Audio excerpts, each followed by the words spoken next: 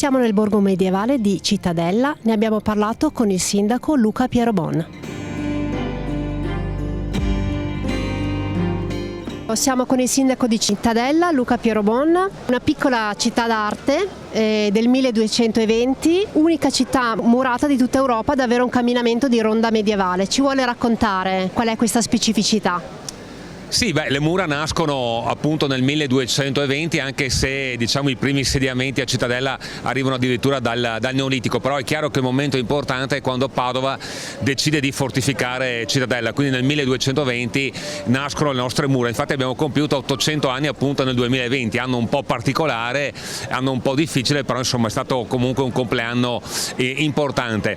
È l'unica città appunto d'Europa ad avere un camminamento di ronda completo medievale. Parliamo di circa 1,5 km, siamo in altezza media di 14 metri dal suolo, quindi è un'esperienza che va vissuta, perché circa un'ora e mezza di camminata, insomma, dentro la storia di Cittadella. Quanto è importante una manifestazione o comunque manifestazioni che riescono ad attrarre persone e numerosi utenti in un contesto come questo?